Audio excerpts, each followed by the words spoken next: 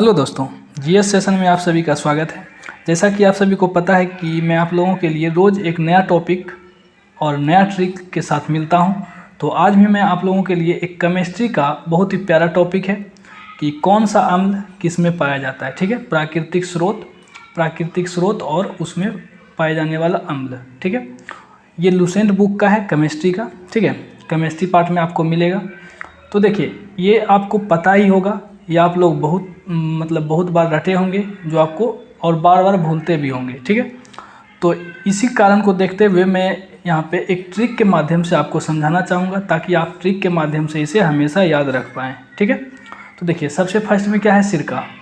सिरका में क्या पाया जाता है, एसिटिक अम्ल। सिरका में क्या पाया जाता है, एसिटिक अम्ल। ठीक है, सिरका में एसिटिक अम्ल। इसको कैसे याद रखेंगे, तो हम लोग यहाँ देखिए, आप लोग देखे होंगे, थंबनेल देख करके आपको पता चल गया हो कि हम लोग ट्रिक के माध्यम से पढ़ेंगे। ठीक है, तो पहला ट्रिक इसका क्या है, सिरका के लिए ऐसी ट्रिक बनाएंगे कि वो इम्प्रेस होगा। ठीक है, सिरका के लिए एक ऐसी ट्रिक बनाएंगे कि वो क्या होगा, इम्प्रेस होगा। तो देखिए, सिरका एसिटिक, यहाँ एसिट्रिक है, यहाँ क्या है, एसिट्रिक है, यहाँ पे एसिट्रिक, और एसिट्रिक को हम लोग एसिटिक पढ़ सकते हैं। तो सिरका में कौन सा अम्ल पाया जाता है, एसिटिक अम्ल। राइट है। अब आगे बढ़ते हैं, संतरा या नींबू। देखिए, संतरा और नींबू में दोनों में एक ही अम्ल पाया जाता है, जो कि है सिट्रिक अम्ल। ठीक है, संतरा और नींबू में दोनों में क्या पाया जाता है, एसिटिक अम्ल। राइट है, संतरा और नींबू दोनों में सिट्रिक अम्ल पाया जाता है। इसको कैसे याद रखेंगे, देखिए, सिट्रिक, यहाँ पे ट्रिक दिखाई दे रहा है, ट्रिक से ही हम लोग याद रखेंगे सिट्रिक। जैसे दुकानदार संतरा और नींबू थोड़ी सी ट्रिक लगाकर बेचता है। दुकानदार क्या करता है, संतरा और नींबू को थोड़ा सा ट्रिक लगा करके बेचता है, इसीलिए उसका संतरा और नींबू ज़्यादा बिकता है। ठीक है, तो जैसे ही आपसे कोई पूछे कि संतरा में कौन सा नींबू मतलब कौन सा ट्रिक पाया जाता है, कौन सा अम्ल पाया जाता है, तो आप लोग क्या बोलेंगे, संतरा हमेशा दुकानदार ट्रिक लगा करके बेचता है। ट्रिक से सिट्रिक। ठीक है, सिट्रिक अम्ल। देखिए, इसी तरह से है इमली और अंगूर। इमली और अंगूर में टार्टरिक अम्ल पाया जाता है। कौन सा, टार्टरिक अम्ल। देखिए, इसका क्या ट्रिक है, इमली और अंगूर। देखिए, यहाँ पे तारीख दिखाई दे रहा है, टार्टरिक को हम लोग इन दोनों अगर ता बोलें, तो यहाँ से तारीख दिखाई दे रहा है। इमली और अंगूर में तारीक अम्ल पाया जाता है, यानी कि इमली और अंगूर 32 तारीख को खरीदना है। इमली और अंगूर हमेशा कितने तारीख को खरीदा जाता है, 32 तारीख को ना ही 32 तारीख होगा, ना ही इमली और अंगूर हम लोग खरीदेंगे। तो इसमें मेन है तारीख। ठीक है, तारीख। टार्टरिक को ही हम लोग क्या बोलेंगे, तारीख। ये जो टार्टरिक आपको दिखाई दे रहा है, इसी को हम लोग तारीख बोलेंगे। राइट है।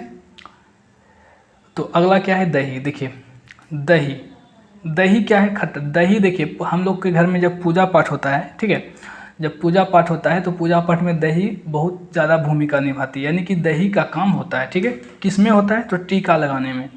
दही का काम हमेशा टीका लगाने में। और दही मतलब खट्टा दूध। दही में लैक्टिक अम्ल पाया जाता है। कौन सा अम्ल, लैक्टिक अम्ल। ठीक है, दही में लैक्टिक अम्ल पाया जाता है।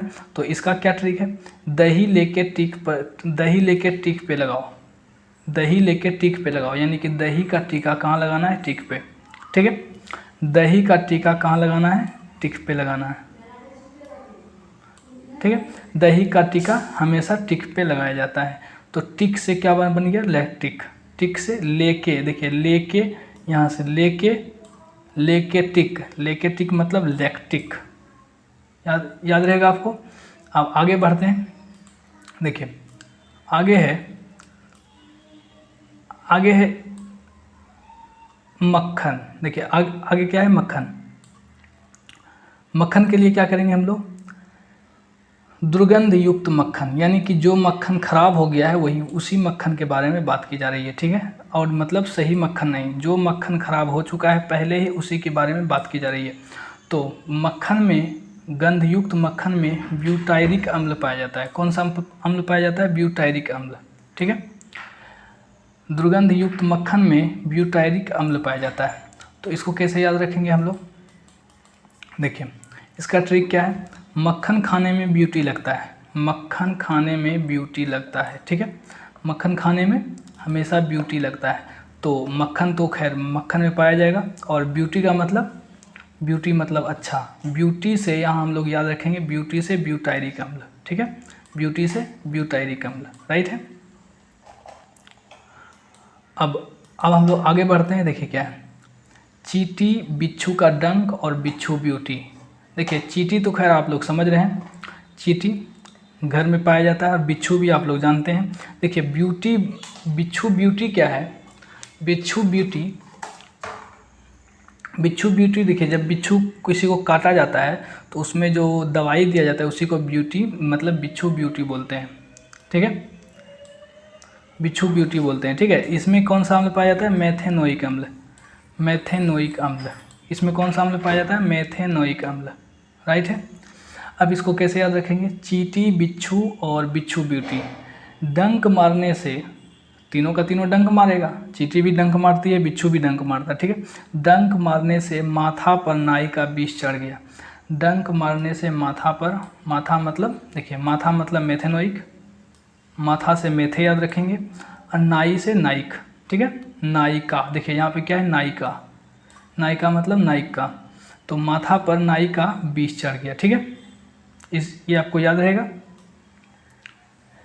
क्या है, बिच्छू और चींटी और बिच्छू ब्यूटी, ठीक है। डंक मारने से माथा पर नाई का विष चढ़ गया, याद रहेगा आपको।